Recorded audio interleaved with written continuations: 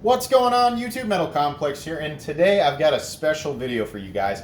This is not going to be a review because I have already reviewed this knife, or rather, its base form. This is a very heavily modified Benchmade Bugout. Now, a lot of you know that I named this as the most overrated knife in the knife world right now, and I honestly, I stand by that. A lot of people were upset with me for saying that. You guys were pretty nice about it. So most of you were like, "Hey, this is a decent list, but I disagree with you on the Bugout." Or, the other half of you were like, "This is an okay list, but I disagree with you on the Spidey Chef." I get it. Everybody's got a different opinion on stuff like that. Nobody's wrong. But I hated the Benchmade Bugout with its standard scales. I hinted at this a while back. I unboxed this knife and I was like, "What's it?"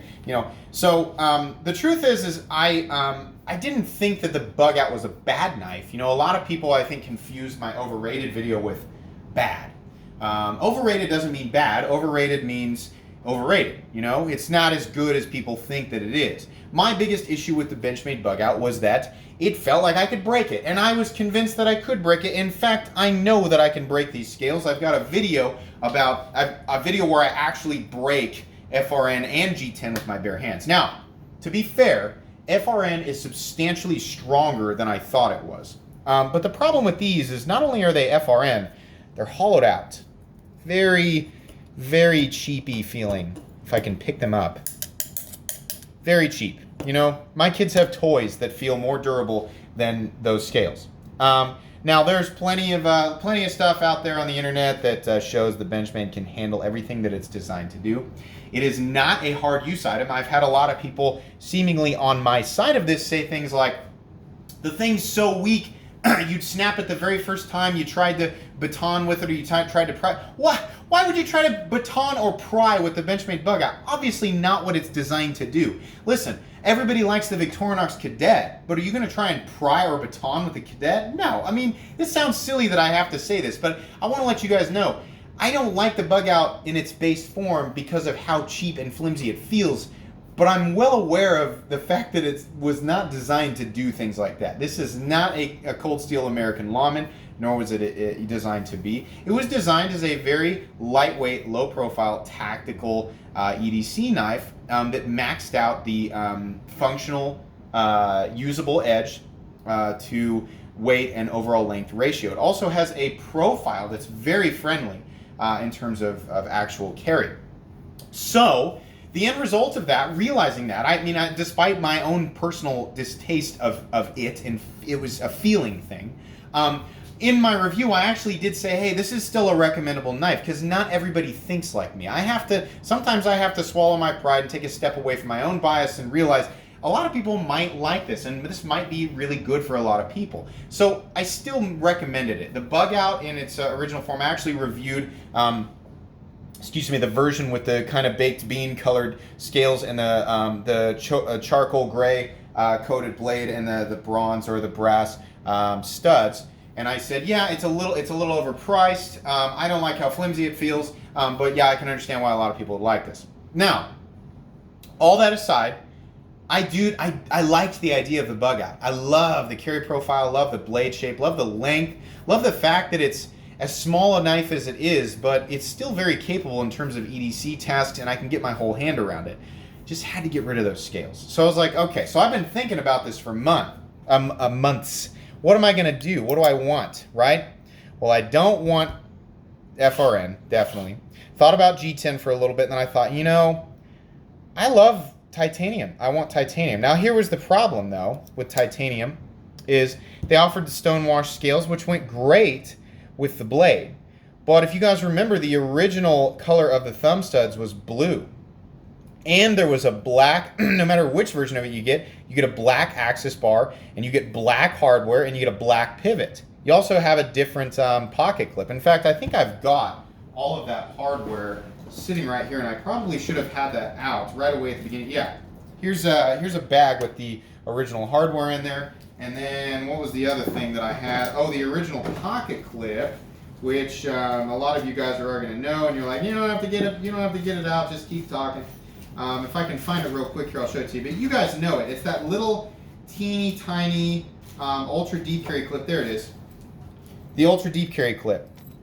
It also used to have standoffs. I actually really like that pocket clip. That pocket clip's great.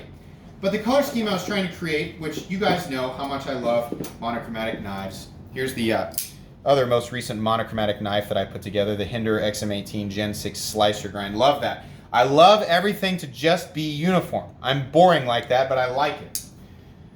So that's what I was trying to create. So I was like, how am I going to do this?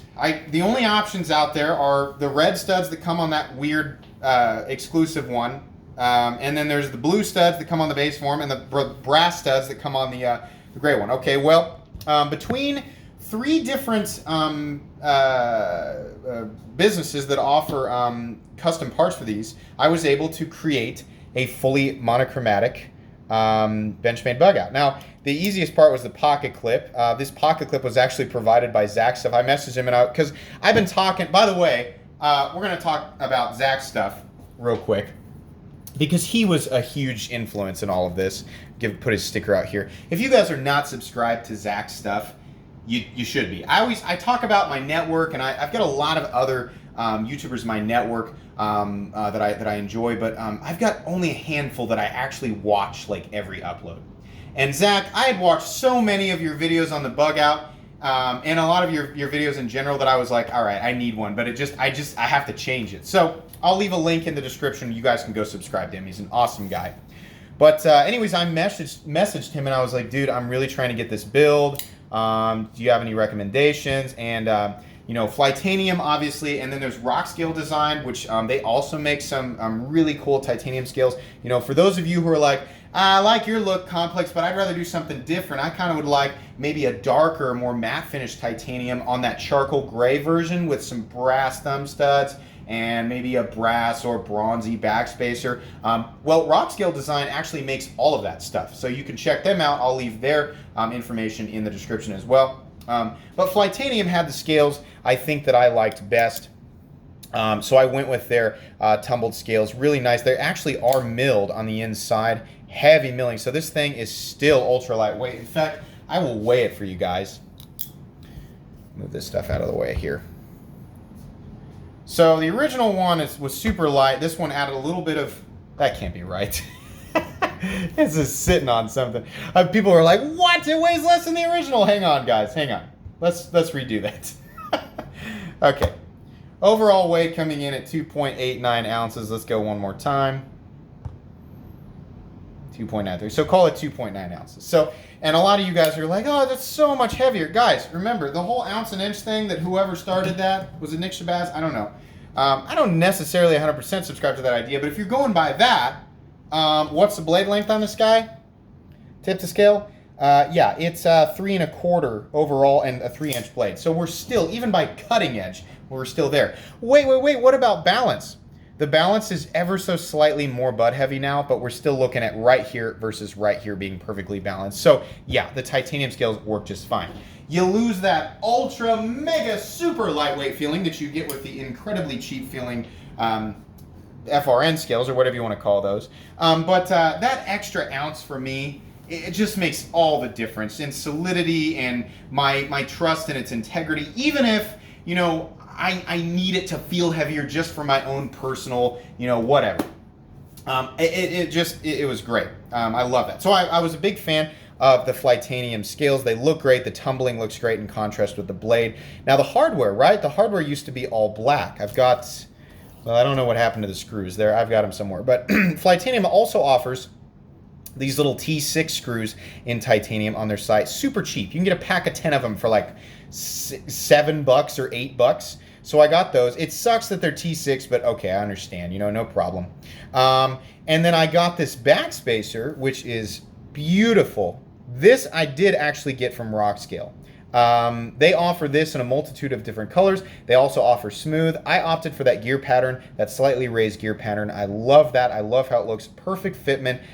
Fits perfectly with the Flytanium scales. Now Rock Scale makes scales that do not have the lanyard hole for those of you who don't want it, so that's kind of cool.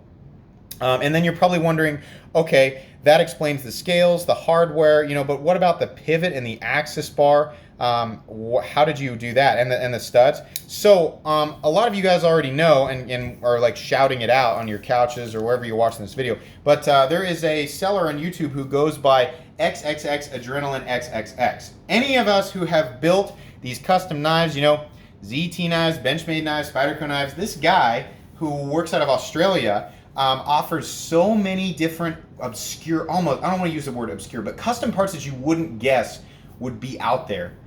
He machines these, and I found that he actually offers the pivot, perfect fitment on the pivot, in raw titanium. The thumb studs, which I'll give you guys a close-up look, so perfect. And the axis bar, all in that raw titanium look. And that completed it for me. So I bought those parts, I installed them today. After a little bit of break-in, I'm sure this thing will be absolutely perfect. It's not absolutely fall shut right now, but it is very easy to deploy with my thumb and disengage. And I'm sure after a whole bunch of flicks and playing with it, it's just gonna be absolutely perfect. So I don't have a whole lot more to say other than building this for yourself is gonna be really expensive. You're gonna pay $118 roughly, call it $110 for the bug out at base. You're gonna pay $75 for the scales. You're going to pay an additional $8 for the tie screws. You're going to pay roughly between $10 and $20 for each one of these individual parts. Call it $15, so you're going to pay another $45. So yeah, what are we at there? 85 plus 110, so 195 plus 45. So you're looking at, this is a $230 to $240 knife roughly. Oh no, it's more than that because the backspacer is going to also run about $30. So let's say that this knife is between $250 and $270. That's a lot of money. I realize that there are a lot better knives out there that I could buy for $270 versus this, but I just really wanted to create a bug out that I was happy with, and I will absolutely be using this knife. In fact, I already have been. I had to clean off all the adhesive on the blade for this video, but I love this thing. Now, is it worth $270 in this form? No. Those of you who love the bug out, you're gonna have no problem paying extra money for all of those extra parts. What I want to see, the reason I'm doing this video, and I've called it something, whatever I named it, like fixing the bug out or whatever clickbaity thumbnail that I created, the bug out needs to be in Benchmade's custom shop. Obviously, there are a lot of people wanting to change this thing and make it their own thing. This is an obvious platform for customization for me. The secondary market has taken over this knife. Benchmade, you know, maybe it's stupid for me to say this. I feel like Benchmade's probably, if any rep ever watches this video, they're going to be like, we know, we're working on it. This knife should be in Benchmade's custom shop. You're still probably going to pay more money than you're comfortable with paying just to change the scales to G10 and change the blade to 20 CV. Yeah, you're probably still going to pay something around $180 or more, unfortunately, through Benchmade's custom shop. Don't believe me? Go mess around with the Crooked River knife in their custom shop or the Benchmade Griptilian. Costs a lot of money to make those changes, right?